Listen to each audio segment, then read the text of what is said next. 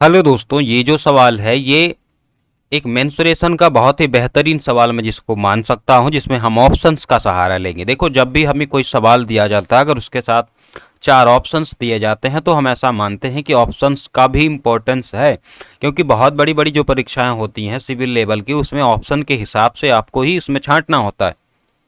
यहाँ अगर हम ऑप्शंस को देखें तो एक ऑप्शन है 31 दशमलव कुछ, एक ऑप्शन 125, दूसरा तीसरा 62 है 62, और चौथा 156 है। सेंटीमीटर में सारे ही हैं, ठीक है। हम देख रहे हैं कि जो ऑप्शंस के बीच डिफरेंस है वो लंबा डिफरेंस है, इसलिए हम अप्रॉक्स में अगर भी वैल्यू को अपने ला लेंगे तो इस सवाल का आंसर देने में हम एबल हो पाएंगे। देखिए, आपसे अनुरोध है, इस वीडियो को पॉज कीजिए, इस सवाल को खुद से एक बार लगाने का प्रयास कीजिए। जैसे ही आपकी कॉपी पर आपका आंसर आ जाए, वीडियो को दोबारा से प्ले कीजिए, फिर मेरे साथ आंसर को भी मिलाइए और अपने तरीकों को भी मिलाइए, ताकि आप इस बात को समझ सकें कि कौन से तरीके यूज करके आप अपने एग्जाम्स में अपने टाइम को बचा सकते हैं और मैक्सिमम आउटपुट ला सकते हैं। देखो, सवाल में जो गिवन है कि एक वृत्त की त्रिज्या 14√2 सेंटीमीटर है, यानी कि इस बिंदु से लेकर इस बिंदु तक की दूरी कितनी है? 14√2। ये त्रिज्या हर जगह समान होती है, तो ये बिंदु जो यहाँ पे है, यहाँ से भी इस सीधे बिंदु एकदम ऊपर तक की दूरी कितनी होगी? ये भी दूरी कितनी होगी? 14√2। पहली बात। दूसरी बात, अगर हम वर्ग की बात करें पी क्यू आर एस की, तो पी क्यू आर एस में जो ये व्यास है, इस वृत्त का व्यास 14√2 ये भी है, तो 14√2 ये भी होगा, क्योंकि त्रिज्या हर जगह समान होती है। तो अगर हम बात करें एस क्यू की, तो 14 कितना हो गया? 28। ये कितना हो जाएगा? 28√2 सेंटीमीटर। ये किसका है?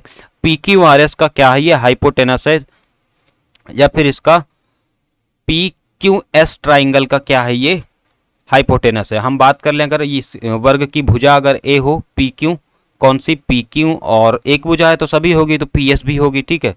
तो वर्ग में हमें मालूम है कि अगर दोनों भुजाएं बराबर हैं तो उसका हाइपोटेनस क्या होता है? √2a। √2a किसके बराबर है? 28√2 के। अगर आपको ये नहीं मालूम है तो इस बात को ऐसे समझ लो कि अगर ये भुजा ये है, ये भुजा ये है, अगर हम इसको पता करना चाहें तो a square plus a square के स्क्वायर रूट के बराबर होता, ये 2a स्क्वायर हो जाएगा, और 2a स्क्वायर का स्क्वायर रूट √2a होगा। ये हाइपोटेनस फाइंड करने का एक तरीका है, ठीक है। अंडरस्टैंड, ये छोटी छोटी सी बातें आपको जानकारी होनी चाहिए कि उसी से आप अपने समय को बचा सकते हैं।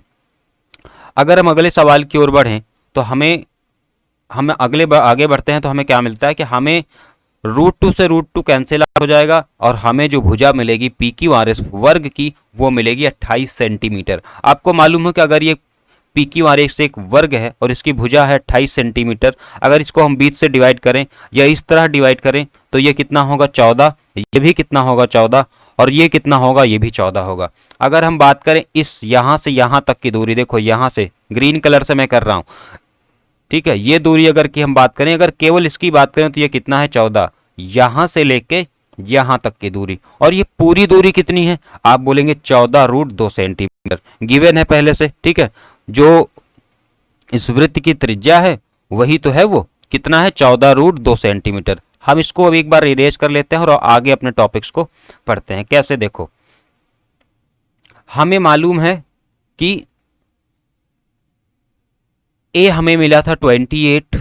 अगर हम बात करें अपने WXYZ की, WXYZ की अगर हम बात करें और इसकी भुजा यानी इसकी साइड की बात करें, मान लेते हैं x है, तो आपको मालूम है कि x हर जगह पे होगा। ऐसा एक अगर एक वर्ग बना हुआ है तो भुजा ये चाहे यहाँ हो चाहे यहाँ हो, हर जगह बराबर होती है, क्योंकि वर्ग में सारी भुजाएं बराबर होती है। अगर हम x की बात करें तो आप बताओ x होगा क्या? अगर हम त्रिज्या में से इस हिस्से को 14 को घटा दें, यानी कि x होगा क्या? 14√2 -14। और एक बात और, ये एग्जैक्ट नहीं है, ये फिगर कुछ इस तरह है। कैसे है ये? देखो, ये फिगर एग्जैक्ट नहीं है। हम क्या ले रहे हैं? हम इसको पूरे को ले रहे हैं। ये जो खाली जगह थोड़ी सी बची है, मैं आपको ग्रीन करके दिखाता हूँ। ये जो थोड़ी सी जगह बच रही है, इसको हम क्या कर रहे हैं? इसको हम एग्जैक्ट में ले रहे हैं, ठीक है। एग्जैक्ट में इसलिए एग्जैक्ट में नहीं ले रहे क्योंकि ऑप्शंस क्या हैं? एकदम दूर दूर है, तो हम इसको यूज कर सकते हैं। देखो, अगर हम बात करते हैं WXYZ वर्ग की और उसके भुजा की बात करते हैं, तो भुजा जो होगी वो अप्रोक्स, बोल रहा हूँ अप्रोक्स 14 और √2 -1, यानी कि 14, 1.41 -1, यानी कि ये क्या हो जाएगा? 14 गुणे 0.41, जो कि अप्रोक्स 5.7 के करीब जाके मिलेगा। कितना? 5.7 इसके आगे भी कुछ जाएगा, लेकिन मुझे अभी ज़रूरत नहीं है उसकी, क्योंकि हमने चीज़ें पहले से ही अप्रॉक्सीमेटली हैं। ठीक है, अगर हम आगे बढ़ते हैं तो अगर हम इस भुजा को ही अक्ष मान लेते हैं, अब बोलो एक ऐसा वर्ग जिसकी एक भुजा 5.7 सेंटीमीटर है, उसका क्षेत्रफल क्या होगा? आपका जवाब होगा कि भुजा स्क्वायर। क्या? भुजा स्क्वायर। तो अगर मैं आपसे कहूं कि डब्ल्यू एक्स वाई जेड का क्षेत्रफल क्या होगा, area of W X Y Z, आप बोलेंगे अप्रॉक्स 5.7 इंटू 5.7। ठीक है, ये जो डब्ल्यू एक्स वाई जेड है, ये जो ई एफ जी एच है, ये जो एल एम एन ओ है, ये ए बी सी डी है, ये चारों के चारों एकदम सेम वर्ग हैं। तो अगर ऐसे चार, जैसे डब्ल्यू एक्स वाई जेड है, ऐसे ही अगर चार छोटे छोटे वर्ग और होते तो हम क्या कर सकते हैं, इसको 4 से गुणा कर सकते हैं। ठीक है, क्या कर सकते हैं, इसको 4 से गुणा कर सकते हैं। जो भी आंसर आएगा वो भी अप्रॉक्स में ही आ रहा है। अगर इसको हम गुणा करेंगे तो हम देखेंगे कि हमारा आंसर लगभग 130 के करीब आता है, 129 दशमलव कुछ या 130 हम मान सकते हैं। देखो 130 का कोई ऑप्शन तो है नहीं। ठीक है, 130 के आसपास कौन सा ऑप्शन है जो एकदम करीब हो? आप कहेंगे 125.44, और मैं आपको बता दूं कि यही आपका आंसर होगा। इसके अगर प्रॉपर मेथड की अगर और जाएंगे आप, जहां पे इक्वेशन बनेगा, प्रॉपर मेथड में क्या होगा ये तो हमें मालूम होगा, लेकिन इसको भी हम x मानेंगे और एक इक्वेशन बनेगा जिसमें हम x की वैल्यू निकाल लेंगे। ठीक है, वो तरीका थोड़ा सा लंबा है। हम देखो बहुत ज़्यादा डिफरेंस होता नहीं है, ये दूरी बहुत ज़्यादा नहीं होगी, क्योंकि अगर इसके सर्कल को, दोनों बिंदुओं को ऐसे टच करते हुए कोई स्क्वायर बनाया गया होगा तो ये बहुत ज़्यादा डिफरेंस नहीं होगा, बहुत थोड़ा सा डिफरेंस होगा। मे बी ये जो 5.7 है ये 5.6 हो सकता था, या फिर 5.55 हो सकता था। 5.6 अगर लेते हैं तो आंसर एकदम एग्जैक्ट आ जाएगा। तो हमें क्या मिला कि हम 130 फिर भी ला लिए, कोई दिक्कत नहीं है। 130 लाने के बाद हमें मालूम पड़ा कि इसके जो अप्रॉक्स है, क्योंकि ये वैल्यू तो हमारी ज़्यादा थी, 5.7 तो था नहीं, क्योंकि हमने थोड़ा सा ज़्यादा लिया था। तो अगर हम इस वैल्यू को थोड़ा सा कम मानते, 5.6 मानते, तो हमें जो वैल्यू मिलती वो 125.44 होती। फिर भी दूसरी बात यह है कि पेपर में आपके तरीकों को नहीं पूछता। अगर 4 ऑप्शन दिए हैं तो उसने कोच सोच समझकर ही उन चारों ऑप्शंस को सेट किया होगा। तो आप ऑप्शंस का भी फायदा उठाओ, आप कॉमन सेंस का भी फायदा उठाओ। हर सवाल जरूरी नहीं है कि तरीके से ही आए, और ये एकदम प्रॉपर वे है, इस पर कोई गलत नहीं है।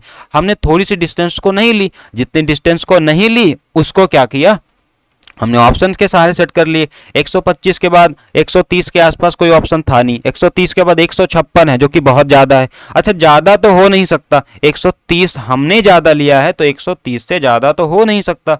जो आंसर आएगा वो 130 से नीचे आएगा। ठीक है, तो 130 के नीचे वो 62 हो जाए, आधा हो जाए, इतना भी हमने कम नहीं लिया, 31 हो जाए, इतना भी हमने कम नहीं लिया। एकदम अप्रॉक्स जो सही आंसर हो सकता है वो क्या हो सकता है, 125.44। ऐसे ही बेहतरीन सवाल जो ऑप्शन से कर सको, जो प्रॉपर वे में कर सको, इसको प्रॉपर वे में करोगे तो ये सवाल थोड़ा सा लंबा होगा, 3 से 4 मिनट आपके वेस्ट हो जाएंगे। ठीक है, तो चैनल को सब्सक्राइब कर लो। बेहतरीन कॉन्सेप्ट में लेके आने वाला हूँ, बहुत सारे सवाल मैंने लेकर भी आया हूँ, चैनल पे मैंने अपलोड किया है। और ऐसे बेहतरीन सवाल और उनके बेहतरीन कॉन्सेप्ट जो आपके टाइम को बचा सकते हैं और आपके सिलेक्शन होने के चांसेस को बढ़ा सकते हैं। तो थैंक्स फॉर वॉचिंग, फिर मिलते हैं एक नए कॉन्सेप्ट के साथ।